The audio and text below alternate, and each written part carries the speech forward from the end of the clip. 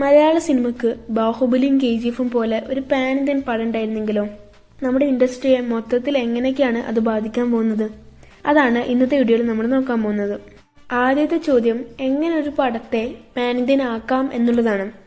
1000 കോടി അടിച്ച് pan Indian ലെവലിൽ സക്സസ് ഉണ്ടാക്കിയ ബാഹുബലി ആയാലും KGF ആയാലും രണ്ടും ഓൾറെഡി സക്സസ്ഫുൾ ആയിട്ടുള്ള സിനിമകളുടെ രണ്ടാം ഭാഗങ്ങളാണ്.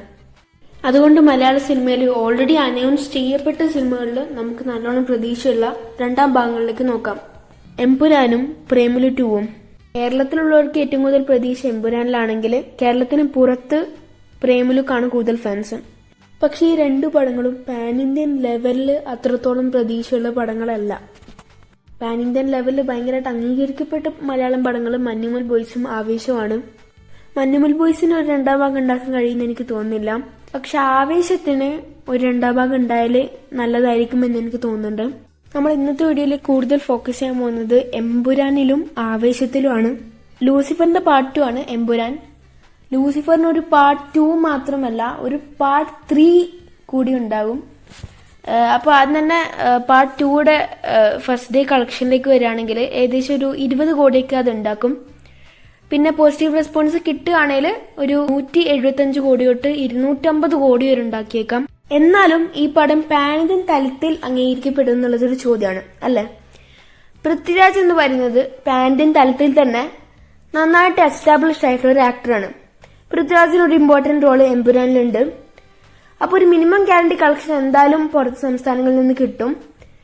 പുറം സംസ്ഥാനങ്ങളിൽ നിന്ന് തന്നെ ഭയങ്കര പോസിറ്റീവായിട്ടുള്ള ഒരു റെസ്പോൺസ് സിനിമയ്ക്ക് ലഭിക്കുകയാണ് എന്നുണ്ടെങ്കിൽ ഉറപ്പായിട്ടും പടം കത്തിക്കേറും. പക്ഷെ അതിന്റെ ഇമ്പാക്ട് ഏറ്റവും കൂടുതൽ പ്രകടമാകാൻ പോകുന്നത് എമ്പുരാൻ 1ലായിരിക്കില്ല, എമ്പുരാൻ 2ലായിരിക്കും. അതായത് നമ്മുടെ KGF ചാപ്റ്റർ 2 ഉണ്ടാക്കിയതുപോലെ, അല്ലെങ്കിൽ ബാഹുബലി 2 ഒക്കെ ഉണ്ടാക്കിയതുപോലെ ഈ എമ്പുരാൻ 2 എന്ന് പറയുന്നത് ലൂസിഫർ പാർട്ട് 3. ഇനി ആവേശത്തിലേക്ക് വരാം. ആവേശത്തിന് ഒരു രണ്ടാം ഭാഗം ഉണ്ടാകുമെന്ന് അവർ ശരിക്കും തന്നെ അനൗൺസ് ചെയ്തിട്ടില്ല. എന്നാലും നമുക്ക് ആവേശത്തിന് ഒരു രണ്ടാം ഭാഗം ഉണ്ടാവും തന്നെ വിചാരിക്കാം. അങ്ങനെയാണ് എന്നുണ്ടെങ്കിൽ പാൻ ഇന്ത്യൻ തലത്തിൽ ഓൾറെഡി ഒന്നാം ഭാഗം വലിയൊരു സംഭവം തന്നെ ആയിരുന്നു. അപ്പോൾ രണ്ടാം ഭാഗം ഇറങ്ങുമ്പോൾ എന്തായാലും ആദ്യത്തെ ദിവസം തന്നെ പാൻ ഇന്ത്യൻ തലത്തിൽ സിനിമക്ക് നല്ലോണം കളക്ഷൻ കിട്ടും. അപ്പൊ മിക്കവാറും ഒരു 15 കോടി തൊട്ട് 20 കോടി വരെ ചിലപ്പോ ആദ്യത്തെ ദിവസം ഉണ്ടാക്കാനുള്ള സാധ്യതയുണ്ട്. പിന്നെ അഗെയിൻ പോസിറ്റീവ് റെസ്പോൺസ് ആണ് കിട്ടുന്നതെങ്കിൽ ആദ്യത്തെ പടം തന്നെ 150 കോടി അടിച്ചു. അങ്ങനെയാണെങ്കിൽ രണ്ടാമത്തെ പടം 150 തൊട്ട് ഒരു 230 കോടി വരെ ഉണ്ടാക്കാനുള്ള സാധ്യതയുണ്ട്. ഇനിയിപ്പോ ഒരു 500 കോടി പാൻ ഇന്ത്യൻ പടവും മറ്റൊക്കെ നമ്മുടെ മലയാളത്തിൽ വന്നു കഴിഞ്ഞാൽ എന്തൊക്കെ മാറ്റമാണ് മലയാള ഇൻഡസ്ട്രിയിലും വരാൻ പോകുന്നത്, അതാണ് ഇനി നോക്കാൻ പോകുന്നത്. അങ്ങനെ ഒരു 500 കോടിയുടെ ഒക്കെ ഒരു സിനിമ വരികയാണെന്നുണ്ടെങ്കിൽ ഉറപ്പായിട്ടും പ്രൊഡ്യൂസേഴ്സിന് മലയാളം ഡയറക്ടേഴ്സിൽ നല്ല വിശ്വാസം വരും. അങ്ങനെ നല്ല വിശ്വാസം വരികയാണെന്നുണ്ടെങ്കിൽ വളരെ അംബീഷ്യസ് ആയിട്ടുള്ള വലിയ ബിഗ് ബഡ്ജറ്റ് പടങ്ങളൊക്കെ മലയാള സിനിമയിൽ നമുക്ക് കാണാൻ കഴിയും.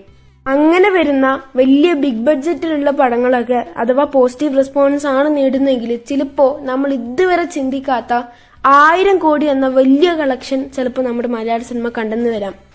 ഇനി അവസാനമായിട്ട് എനിക്ക് ഭയങ്കര പ്രതീക്ഷയുള്ള മറ്റ് സിനിമകളെ പറ്റി പറയാം. ഒന്നാമതായിട്ട് ബിലാല്, അതായത് ബിഗ് ബി എന്ന പടത്തിന്റെ ഒരു രണ്ടാം ഭാഗമാണ്. ഇനി രണ്ടാം ഭാഗങ്ങൾ എല്ലാത്ത സിനിമകളിലേക്ക് വരാനാണെങ്കിൽ ബസൂക്ക ഒരു ഗെയിം ത്രില്ലർ പടമാണ്. ബറോസ്, അതില് ലാലേട്ടൻ ഒരു ഭൂതായിട്ടാണ് വരുന്നത്. പിന്നെ അജയന്റെ രണ്ടാം മോഷണം ടോവിനോ തോമസിന്റെ ഒരു ഹിസ്റ്റോറിക്കൽ മൂവിയാണ്. 3 ടൈം പീരീഡ്സുള്ള കഥകളാണ്. അപ്പോൾ ഇന്നത്തെ വീഡിയോ ഇത്രേ ഉള്ളൂ. Thank you. Have A nice time.